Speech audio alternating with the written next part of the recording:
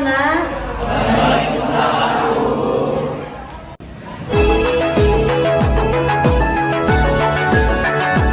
Iya. Beri salam. Assalamualaikum warahmatullahi wabarakatuh. Selamat pagi, Bu.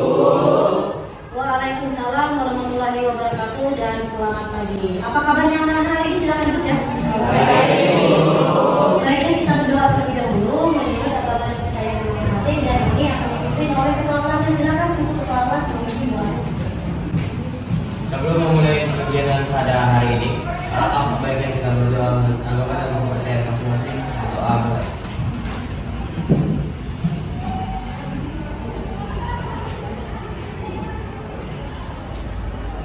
Doa selesai. Bro, jadi silakan dibuka HP-nya, kalian akses melalui Google Form ya. Silakan diaksesnya.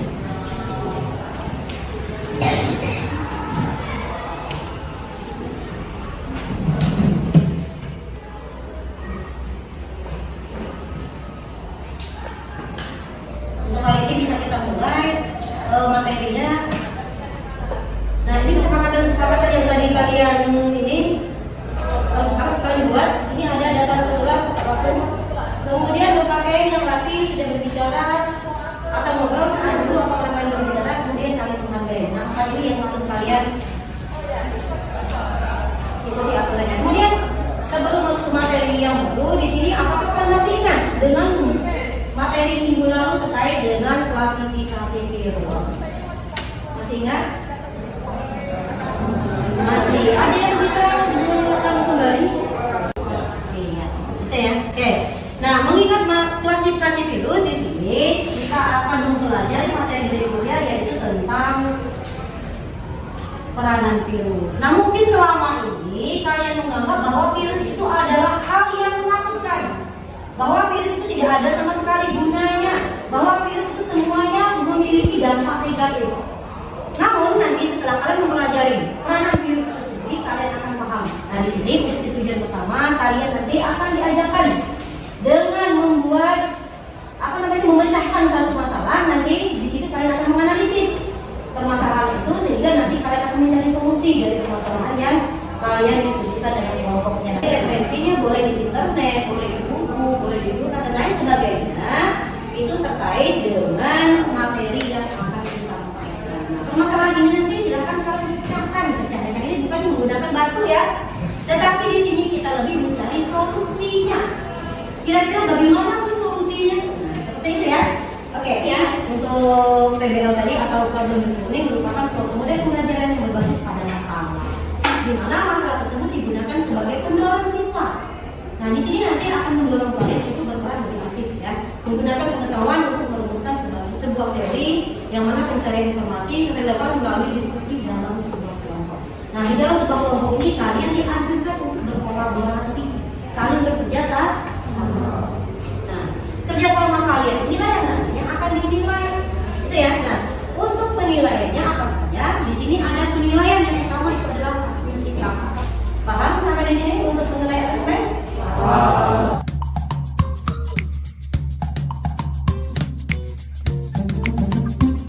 Video terkait dengan peranan virus yang membutuhkan dan beresiko.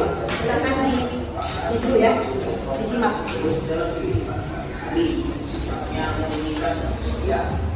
Lalu apakah semua virus itu memungkinkan? Jika tidak, tentu saja peran virus yang memungkinkan dan yang memungkinkan. Sifat penjelasannya, kebanyakan dari kita pasti memikirkan hal negatif. Meskipun virus identik dengan hal negatif seperti menyebabkan penyakit, tetapi peran virus dalam kehidupan dapat juga memungkinkan. Berikut adalah beberapa contoh peran virus dalam kehidupan sehari-hari yang dapat menentukan. Pertama, yaitu produksi vaksin.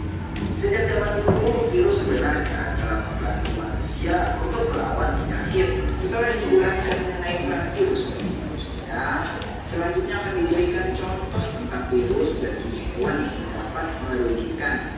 Berikut ini contoh peran virus dalam kehidupan sehari-hari yang dapat menimbulkan penyakit pada hewan. Terdapat penyakit Tetelo atau Newcastle disease. Itu penyakit ini dapat menyerang sistem saraf pada hewan ternak. Ternyata virus itu ternyata ada penumpukan loh. Baik dari segi apa tadi? Di bidang pertanian maupun di bidang kesehatan. Kalau untuk kesehatan tadi untuk pembuatan apa? Vaksin atau insulin dan yang lain-lainnya ya. Oke.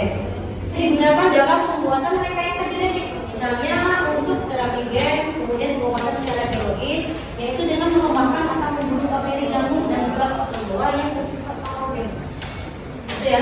Nah kemudian yang ketiga pembuatan perangkat elektronik. Nah di dalam tim ilmuwan dari John Innes Kennedy Inggris berhasil menginokulasikan optical virus dan mencampurkan dengan senyawa besi untuk membuat kapasitor sehingga nanti alat penyimpanan energi listrik yang bisa dihasilkan dari virus. Kapan dibahas coronanya ya ibu ya? Nah ini dia. Apa itu corona? Sudah tahu ya pastinya. Corona itu apa sih? Virus yang beberapa tahun yang lalu cukup membuat hati ini deg-degan tentang corona. Apa itu corona? Kenapa kami harus seperti ini? Kenapa kami harus seperti itu? Sehingga timbul pertanyaan-pertanyaan. Masa virus corona bisa mematikan? Seganas itukah virus? Benar nggak kira-kira? Benar. Oke, kita lanjut lagi di sini. Nah, terkait dengan virus corona.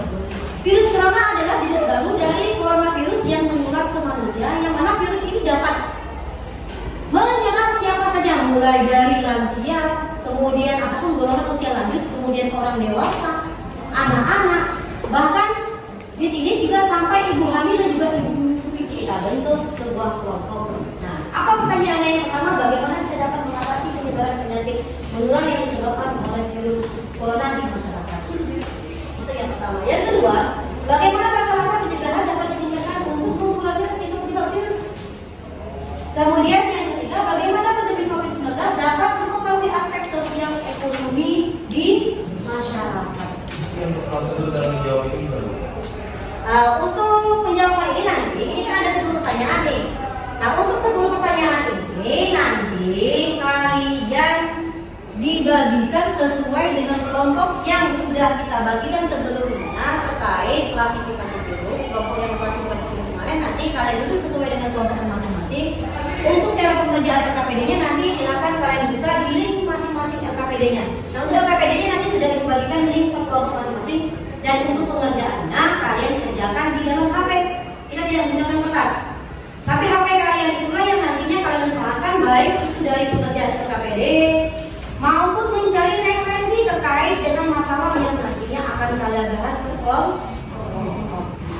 Silakan duduk sesuai dengan kelompoknya masing-masing.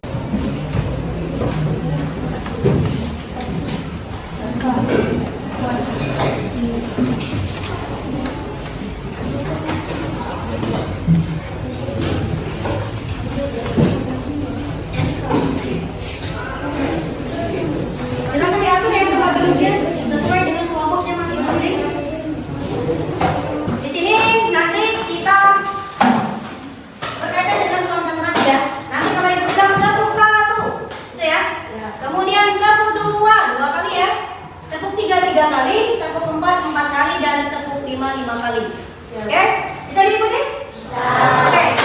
Tepuk 2, tepuk 3, tepuk 4, tepuk 5. Sekarang 3. Nah, sepertinya masih belum konsentrasi. Ibu kan nggak bilang tepuknya, hanya 3 kan? Kenapa kalian ada lupa? Oke, bisa diulangi lagi? Bisa. Tepuk 2, tepuk 3, 1. Masih ada yang belum konsentrasi. Oke, kira-kira sudah konsentrasi?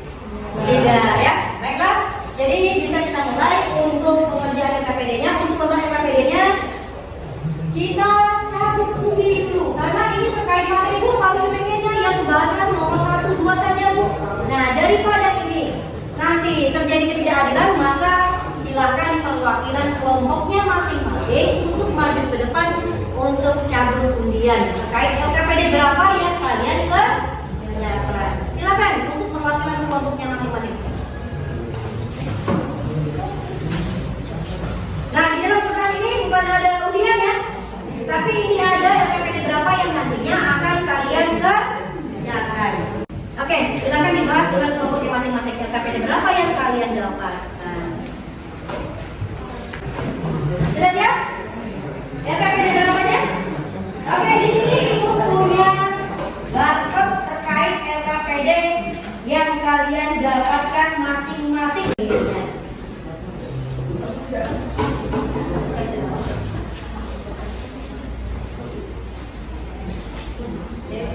Sesuai dengan LKPD-nya masing-masing ya.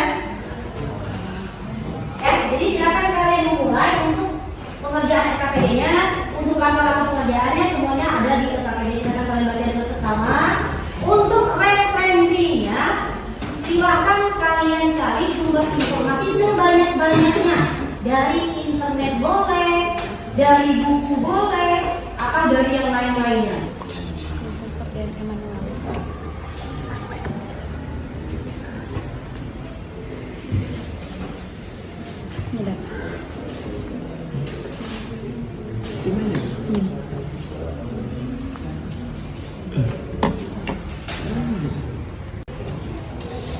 Ketuanya siapa? Christopher ya? Christopher nanti siap-siap mau diskusi ya.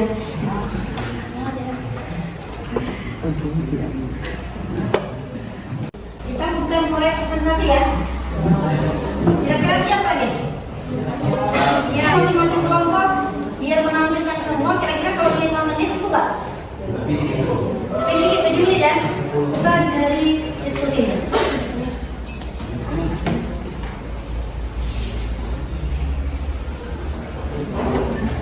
Hasil LKPD kami. Perkenalkan nama saya Christopher Mel dan Dari Langsung ke soalnya, bagaimana pandemi COVID-19 dapat mempengaruhi aspek sosial dan ekonomi di masyarakat? 1. Dengan kehadiran pandemi COVID-19 tentunya memberikan sebuah tantangan baru bagi Indonesia dengan spektrum dan magnitud belum pernah terjadi sebelumnya. Pandemi saat ini memiliki dampak pada sosial dan perekonomian masyarakat. Salah satu contoh aspek sosial masyarakat yang signifikan pada seluruh komunitas global adalah mengakibatkan peningkatan pengangguran, pemisahan keluarga, dan berbagai lainnya. Perubahan ekonominya dianggap penting. Faktor resiko psikologis untuk kecemasan, kesedihan, bunuh diri, dan melukai diri sendiri. COVID-19 berdasarkan kategori usia. Jawabannya bisa kita lihat dari lingkaran grafik tersebut bahwa rentang usia yang banyak terkena COVID berusia 20 sampai 44 tahun. Selamat siang semuanya. Saya dari Bukalukul dari kelompok 5 ditanya. Usia 20 sampai 44 tahun itu termasuk usia produktif gitu kan. Selain faktor karena kesalahan akibat bekerja, apakah ada faktor lain yang dapat menyebabkan usia tersebut usia produktif itu jadi gampang terkena penyakit itu? Terima kasih. Menganggap kalau hal tersebut itu hal yang kecil yang diremehkan gitu. Jadi kayak terus kalau hidup mereka juga yang kurang sehat, dari makanan, segi minuman mereka, aktivitas mereka nggak pakai masker lagi. Baik, terima kasih sudah menjawab. Siapa yang ingin bertanya? Ya, jadi kita batasi karena tidak waktu lagi. Jadi bisa langsung ditutup. Dari kami, terima kasih.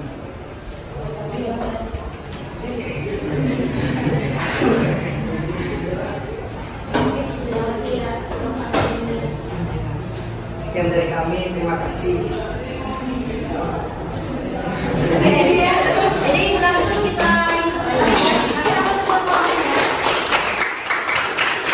Oke, kelompok 3 LKPD 2. Dan di sini mereka membahas tentang bagaimana pandemi COVID-19 dapat mempengaruhi aspek sosial dan ekonomi di masyarakat. Nah, mereka sudah memaparkan tadi sedikit jawaban mereka, namun sebenarnya itu cukup terwakilkan ya. Nah, semenjak pandemi COVID kemarin, memang ini sangat berpengaruh baik dari aspek sosial maupun aspek ekonomi. Nah, dari aspek ekonomi itu sangat parah ya, bahkan banyak pedagang-pedagang yang mereka yang dari awalnya itu cukup ramai, kemudian munculnya pandemi ini sehingga membuat hasil jualan mereka sangat-sangat menurun. Dan ini sangat berdampak sekali dan ini juga bisa berpengaruh nantinya. Bukan hanya dari segi ekonomi, bahkan kesosialnya pun akan turun. Mulai dari ekonomi turun ke sosial. Itu ya. Sosialnya apa? Nah, sosial ini banyak sebenarnya, dari sosial lingkungan, sekolah, masyarakat, bahkan di lingkungan-lingkungan yang lainnya. Misalkan di sini ada himbauan, semenjak pandemi ini kita tidak boleh lagi berkerumunan. Ini juga salah satu dampaknya yang dari awal kita selalu berani kita jaga. Semenjak ada pandemi kita sudah mulai menjaga jarak. Nah kemudian di bagian bawah tadi itu ada yang berupa diagram. Nah di sini banyak sekali yang terkena COVID atau terjadi COVID itu adalah anak yang ataupun orang yang berusia 22 tahun sampai ke 40 tahun. Ini apa penyebabnya? Nah tadi ada yang menjawab bahwa penyebabnya di sini itu ada bisa karena mereka banyak aktivitas. Kemudian mereka menganggap remeh. Benar. Karena usia-usia mereka ini adalah usia yang produktif. Aktivitasnya banyak sehingga memakan waktu yang banyak, waktu istirahatnya berkurang sehingga membuat daya tahan tubuhnya melemah. Itu yang pertama. Hasil diskusi LKPD 5. Perkenalkan, saya Suci Ramadhani. Saya Valencia Katia. Saya Ahmad.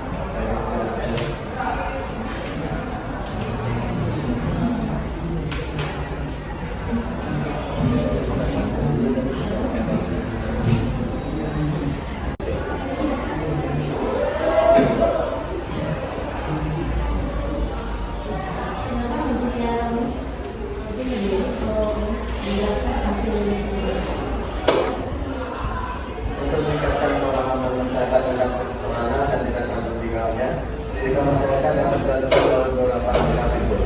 Satu, penyediaan informasi yang akurat. Pemerintah, otoritas kesehatan, dan lembaga pendidikan dapat menyediakan informasi yang akurat tentang corona dan tindakan pencegahannya. Ini dapat membantu penyampaian fakta dan data terkini, menjelaskan tentang gejala dan penyebaran virus, serta memberikan panduan yang jelas tentang tindakan pencegahan yang efektif. Dan menggelar tindakan pencegahan. Pendekatan ini dapat mencakup kegiatan seperti diskusi kelompok, pertemuan komunitas, dan kampanye kesadaran di tingkat lokal. Dengan melibatkan anggota masyarakat secara aktif, pesan tentang pengertian virus corona dan tindakan pencegahan dapat lebih mudah dipahami dan diterima. Yang kedua, apa strategi yang efektif untuk menyampaikan informasi kesehatan kepada masyarakat secara luas? Untuk menyampaikan informasi kesehatan kepada masyarakat secara luas, beberapa strategi yang efektif yang dapat digunakan. Pertama, kampanye komunikasi massal. Dua, kolaborasi dengan influencer atau public figure. Tiga, pendekatan interaktif dan melibatkan masyarakat. Empat, menggunakan teknologi dan aplikasi digital. Lima, kemitraan dengan lembaga pendidikan dan organisasi kesehatan. Enam, pelibatan tenaga kesehatan. Dan 7, sumber daya online yang terpercaya. 3. Penyebab munculnya permasalahan tersebut. Penyebaran COVID-19 dapat terjadi karena sentuhan fisik antar orang, bisa karena makan, hidup, mulut, atau menggunakan barang. Kadang-kadang mengikat air liur orang menggunakan virus corona. Jadi menurut kami penyebab munculnya masalah tersebut adalah karena masyarakat tidak melakukan social distancing serta tak mengikuti protokol kesehatan 5M. Empat, tindakan apa yang dapat dilakukan adalah pasukan pengembangan COVID-19 berdasarkan kategori usia. Penyebab COVID di umur 1 sangat sedikit, dianggap 4,5%. Orang tua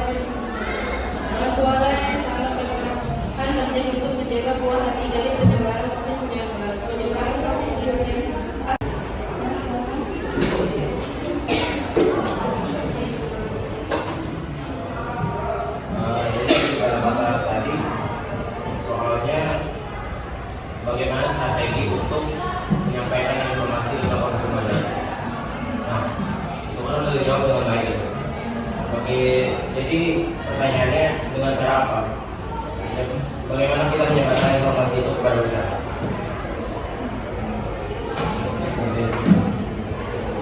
Dan boleh juga saya ajak seluruhnya di sini untuk ikut berdiskusi. Kira-kira apa cara kita untuk menyebarkan, mempromosikan bagaimana orang bisa mengikuti prokes tersebut? Boleh ya, ini mungkin ada pertanyaan yang ngomong di depan, boleh juga kelompok yang lainnya mencari jawaban pertanyaan yang dari atas. Siapa tahu sudah lebih banyak diskusi, maka lebih banyak jawaban-jawaban yang mungkin berbeda dari pertanyaan yang lain.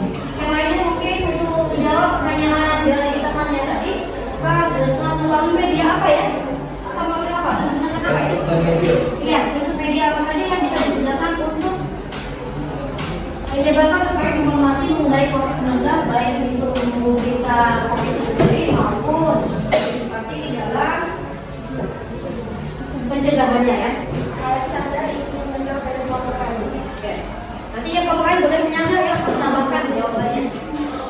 Seperti yang sudah kami bacakan, strategi yang efektif dapat digunakan untuk menyampaikan informasi kesehatan kepada masyarakat secara luas.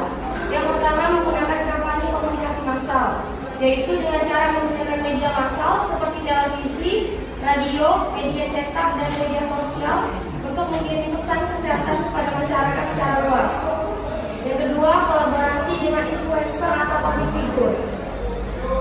Dengan cara melibatkan influencer, populer, tokoh masyarakat atau selebriti yang memiliki pengaruh dalam komunitas untuk menyampaikan pesan kesehatan. Yang ketiga, pendekatan interaktif dan melibatkan masyarakat. Dengan cara melibatkan masyarakat dalam proses penyampaian informasi kesehatan. Ini dapat mencakup kegiatan seperti diskusi kelompok, lokal karya, rekam video kreatif, dan kampanye media sosial yang meminta partisipasi secara aktif dari masyarakat. Melibatkan masyarakat dalam proses penyampaian informasi kesehatan, ini dapat mencakup kegiatan seperti diskusi kelompok,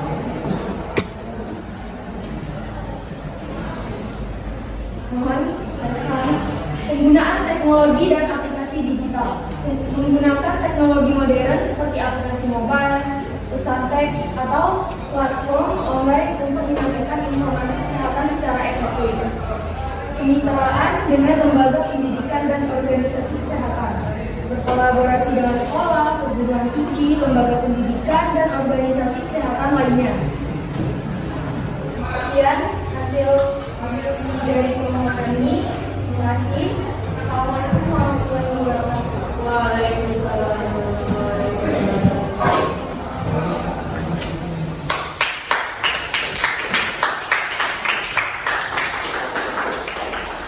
Teman-teman, banyak sekali berita yang berkaitan dengan COVID. Ya. Nah, di sini bisa melalui televisi, radio, dan lain sebagainya. Itu yang bisa kita, karena sekarang ini sudah dunia modern ya. Nah, kalau dari melalui kabar bisa kok bisa. Namun sekarang ini orang lebih canggih lagi dalam penginformasian itu bisa sudah menggunakan teknologi, gitu ya. Nah, kemudian ada juga yang melalui kampanye komunitas massal yang mana menggunakan media massal seperti televisi tadi, radio, media sosial, dan juga dapat dimanfaatkan untuk merancang kampanye komunikasi yang menyampaikan pesan-pesan penting tentang virus corona dan juga pencegahan.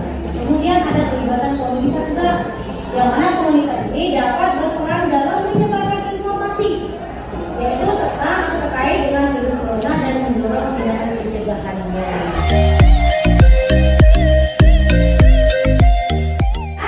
Karena waktunya tidak memungkinkan lagi untuk diskusi, jadi di sini ibu cukupkan dulu presentasinya. Namun di sini kira-kira apa kesimpulan yang dapat kita ambil dari materi yang tadi? Peranan virus yang menentukan dan merugikan. Ada yang bisa membantu ibu untuk menyimpulkan materi kita pada hari ini? Silakan katakan. Ada yang bisa menyimpulkan materi pada hari ini? Iya, silakan Alex. Ngobrol perkenalan ya. Iya. Nama saya Alex. Ya, silakan. Jadi yang kita bahas hari ini tentang virus itu. Iya. Dari materi kemarin klasifikasi virus dan itu sudah dijawab saja Riko dari kami. Seterusnya kita bahas tentang manfaat dan kerugian dari virus tersebut. Seperti manfaatnya bisa menjadi vaksin dan insulin. Ya. Dan kerugiannya menjadi penyakit pada manusia, hewan, dan tumbuhan. Pada manusia bisa jadi rabies, bisa jadi corona seperti tadi. Pada hewan ya rabies tadi. Bagi saya seputaran itu sebab akibat dan dampaknya terhadap masyarakat, terhadap kehidupan manusia dari sosial, ekonomi, modernisasi dan lain-lain seperti itu.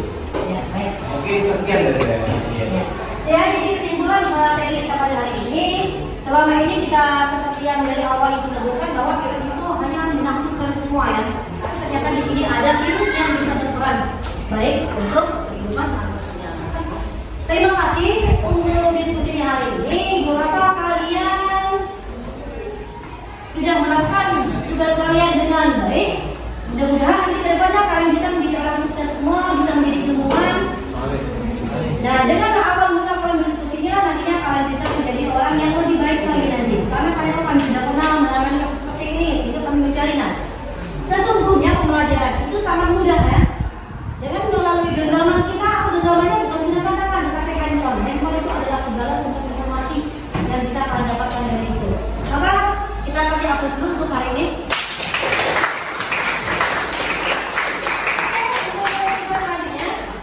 Masih ada tugas ya, satu lagi. Silakan kalian buka, nanti kirim melalui WA group itu link terkait dengan ujian formatifnya atau untuk uji pengetahuan kalian seputar COVID.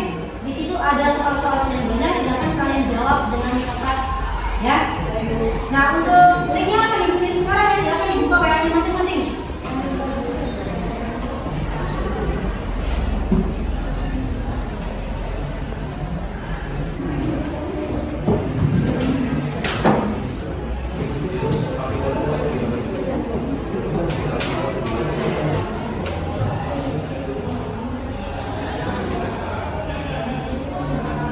Mudah-mudahan apa yang disampaikan hari ini bisa menjadi pembelajaran yang baik buat kalian dan bisa bermanfaat ke depannya tentunya ya.